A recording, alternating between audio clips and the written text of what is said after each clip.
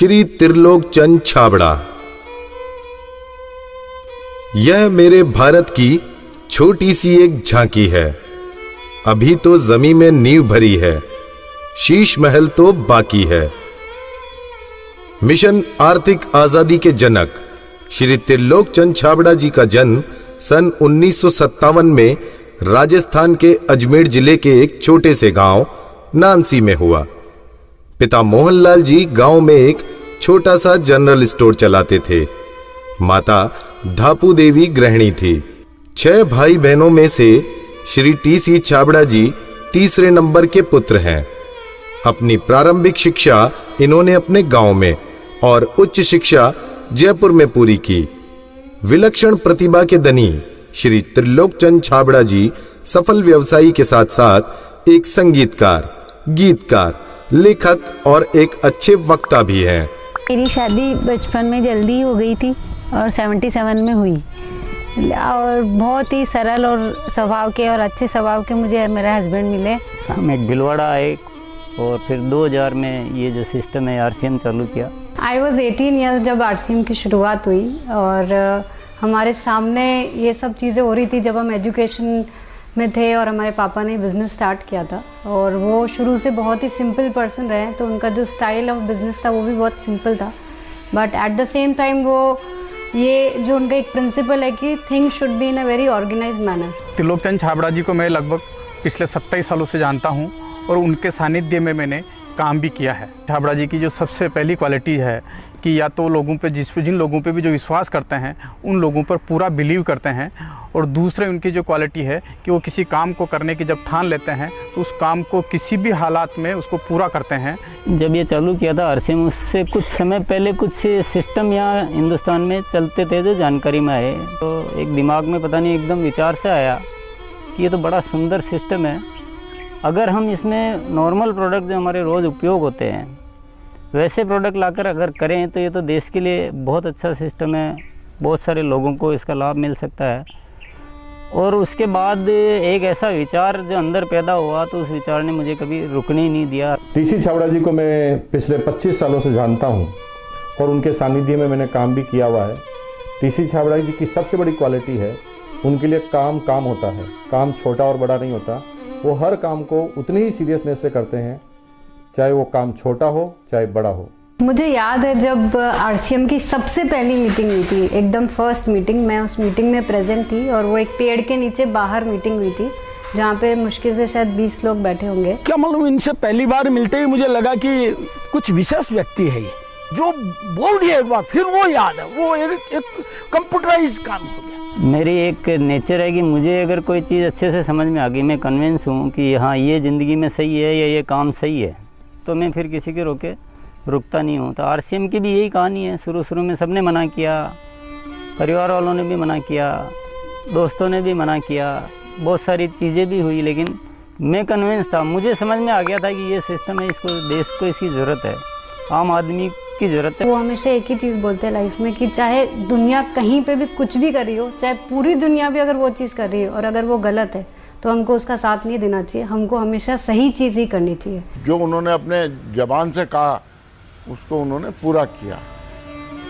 जबान के सच्चे ये उनमें मानता है। एमएलएम के नाम पर ज़्यादातर कंपनियां कुछ महंगे प्रोडक्ट लाती है उसमें और ज़्यादा कुछ उसमें से बांटने की कोशिश करती है, और हम आरसीएम में ऐसे क्यों प्रोडक्ट लाते हैं जो बहुत कम रेट में होते हैं। बहुत ज़्यादा इधर कुछ चीज़ों को हाई फाई करना या कुछ बहुत ज़्यादा हर कहीं खर्च कर देना, तो मेरे को कुछ महंगी चीज़ खरीदना पसंद नहीं है लाइफ में।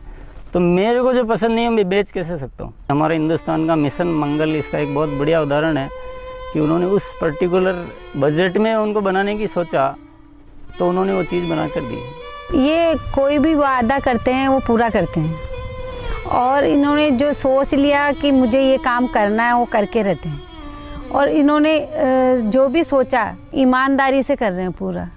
बहुत सारी चुनौतियाँ आई इस काम को करते हुए, बहुत सारे लोगों ने साथ निभाने का वादा किया, साथ चले, काम को आगे बढ़ाया, फिर उनके मन में पता नहीं क्या लालच आया तो उन्होंने पूरा बाहर जाकर एक नई कंपनी शुरुआत की और पूरा आरसीएम पर अटैक करना चाहिए और आरसीएम के सारे लोगों को, सारे सिस्टम को तोड़ने की एक बार नहीं कई बार बार ऐसे प्रयास हुए कि जब ऐसी घटना हुई है तब आरसीएम में बड़े निर्णय हुए हैं।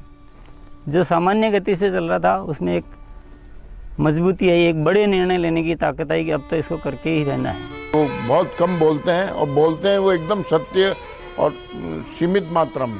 डायरेक्ट सेलिंग सिस्टम में एक बहुत बड़ी बात सीखने को मिली कि लोगों को कभी भी आप ओवर कमिटमेंट मत करो। 2011 में जो हमारे साथ में ये गवर्नमेंट का हुआ उसमें बहुत अलग हमारे पर इफ़ेक्ट हुआ उस चीज़ का कि ये भी होता है क्या लाइफ में ऐसा।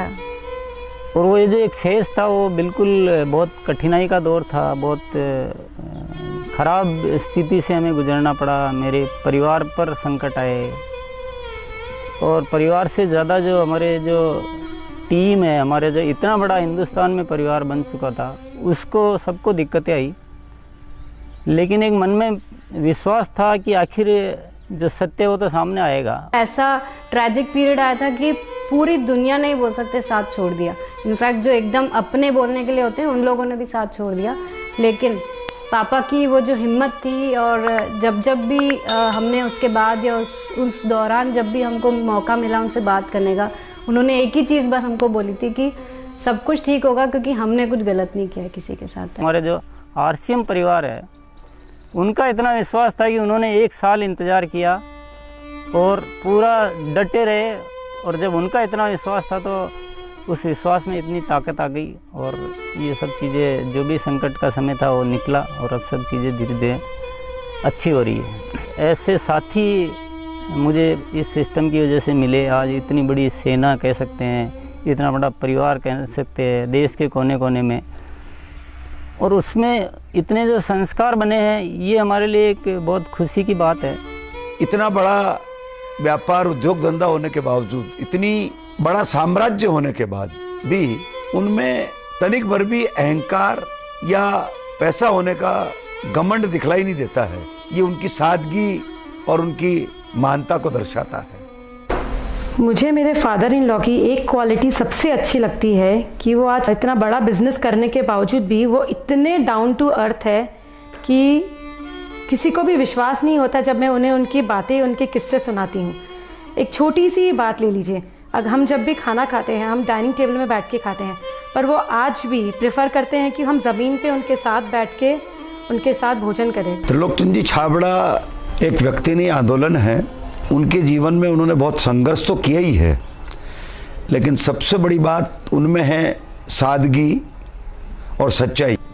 आरसीएम की शुरुआत से ही मैं काम कर रहा हूं और जब आरसीएम बिजनेस की शुरुआत हुई थी तो टीसी छाबड़ा जी की एक सोच थी कि दुनिया में जो कंपनियां आती है मल्टी लेवल मार्केटिंग में, वो बड़ी बड़ी और महंगे महंगे प्रोडक्ट लेकर आती है। और टीसी छाबड़ा जी की सोच थी कि मैं एक ऐसी कंपनी की स्थापना करूं जो इस तरह के प्रोडक्ट बनाए जो इंडियन रेट में हो, इंडियन कल्चर में हो, इंडियन मेंटालिटी को सूट करते हो और आम आदमी उस बिजनेस को कर सके, आम आदमी अपने जीवन को बदल सके। 2016 में इसकी गाइडलाइन जारी की गई भारत सरकार द्वारा।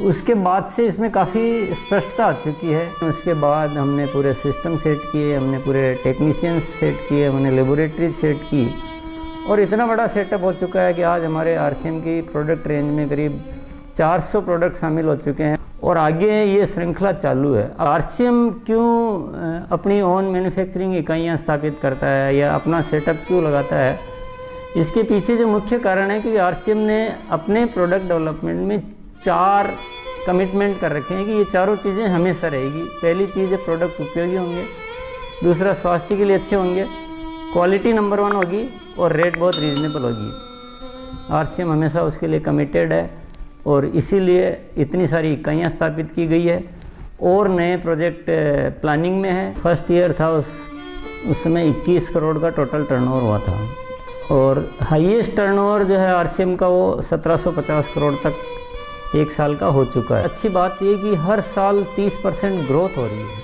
इसलिए 5-6 सालों से मेंटेन ग्रोथ है। अपनी तरफ से पूरी कोशिश ये रहेगी कि कोई भी कमी किसी भी तरह की हमारी तरफ से नहीं रहेगी कि इस काम को एक बहुत ऊंचे मुकाम पर पहुंचाना है। और जब लाखों लोगों के जीवन में अगर हमारे इस छोटे से प्रयास की वजह से अगर थोड़ा भी हम कुछ योगदान कर सकते हैं, ये हमारे लिए बहुत गर्व की बात है। मेरा गोल जो है वो ये है कि आज अपन इस RCM को हिंदुस्तान में नहीं बल्कि कुछ ऐसा करेंगे कि पूरे विश्व में इसका बहुत बड़ा नाम हो।